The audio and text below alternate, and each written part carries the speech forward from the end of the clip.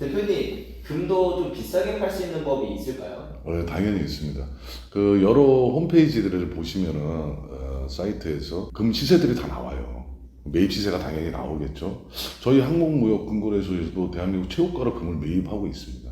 저희가 아마 대한민국 최고가로 매입을 하고 있는 걸로 알고 있어요, 저는. 근데 아시다시피 미국의 뭐 실리콘밸리 뱅크 파산했잖아요. 제가 알기로는 스위스의 그 금 회사의 뱅크들도 스위스 뱅크들도 더구나 도이치뱅크 그 뱅크론 같은 그런 현상이 생기다 보니 화폐가 그만큼 뭐 가치가 없어졌다고 생각하고, 그리고 또 은행에 있는 돈들을 빼서 금에 투자하기 시작한 겁니다. 그래서 금값이 지금 대한민국 역사상 최고가잖아요.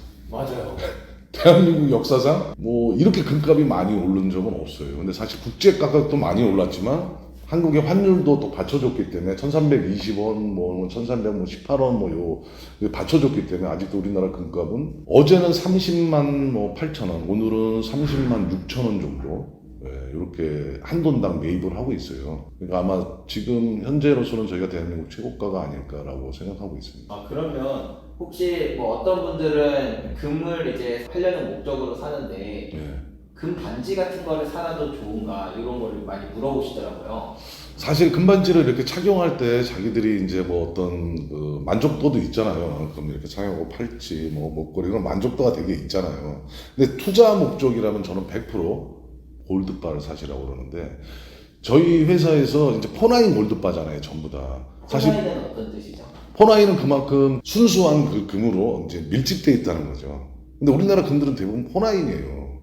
근데 저는 이번에 이제 39을 출시합니다. 고객님들이 와서 파실 때는 그분이 뭐 49이니까 더 주고 39이니까 덜 주고 그런 건 없어요. 똑같은 가격, 거기에 저희가 재매입합니다. 저희 거 49이든 39이든.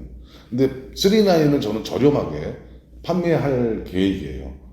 요번 달서부터 저희 뭐 홈페이지나 뭐 쿠팡, 뭐 신세계몰 뭐 이런 데 뭐 다 있잖아요. 이런 데서 판매할 계획입니다. 더 저렴하게 판매해갖고 투자하시는 목적으로 하시는 분들한테 저희도 최대한 이익을 주려고 지금 계획 중이에요. 그러면 같은 가격에 나중에 어차피 똑같이 팔 텐데 더 저렴하게 산다면은 투자 효율 면에서는 더 뛰어나죠. 엄청나죠. 네. 그래서 뭐 이렇게 포나인만 고집할 필요는 저는 전혀 없다고 생각해요. 그러니까 이게 물론 포나인이 더 좋은 금인 건 맞습니다. 39보다. 포나인이 순도가 99.99%인 그렇죠. 거죠. 네. 그래서 포나인이잖아요. 나인이 4개 있어서 39은 999예요. 근데 그게 큰 차이가 없어요, 사실은. 근데 이제 뭐 이런 걸로 가격 차이가 좀 나고, 그리고 금을 이제 뭐 팔아야 되는데 왜 이렇게 비싸지? 라는 그런 어떤 생각을 중화시키기 위한, 사실은 근데 포나인이 좋은 금은 사실입니다.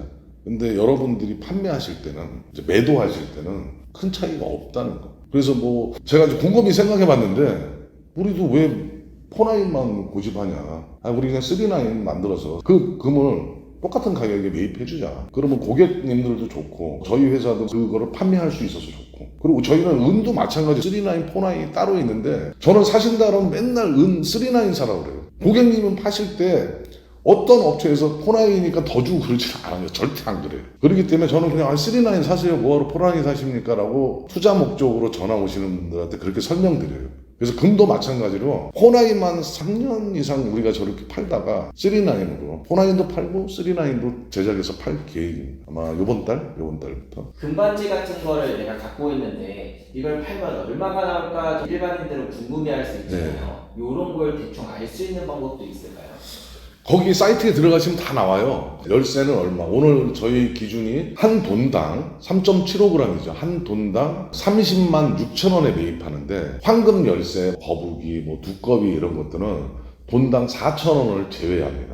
그 분석비라고 그러는데, 뭐 지금은 고객님들도 뭐 대부분 아시더라고요. 다 분석비가 뭔지. 재련하는 과정에서 좀 그런 게 있어요. 그래요. 그 분석비라는 게 빠지는데, 뭐 자세히 설명하면은 뭐 이러니 저러니 막 그렇게 막 말들이 많더라고요. 뭐 협회에서도 그렇고. 그래서 분석비는 어디가나 똑같이 빼요. 똑같이 빼니까 열쇠 같은 거, 그리고 또 아까 얘기했던 금반지도 4,000원 정도 빠질 거예요. 그러니까 30만 2천 원의 매입이 가능한 거죠. 그래서 저는 뭐 투자 시에는 골드바가 낫고, 그렇지 않고 이제 뭐 금 팔찌나 금목걸이, 금반지 하고 싶은 분도 계시잖아요. 근데 사실 때 뭐 어차피 공임도 다 내셔야 되지만 파실 때 4,000원 정도 돈당 빠진다. 10돈이면 4만 원 이렇게 빠진다고 생각하시면 됩니다. 그럼 앞으로 금값은 어떻게 될 것 같으신가요? 금값은 여러분도 아시다시피 은행들이 파산이 되고 있는데, 그리고 또 위안화도 강세고 하다 보니 이제 뭐 머니가 가치가 없어지면 어떻게 되겠습니까? 그리고 뱅크런이 생겨서 돈들을 막 찾아내요.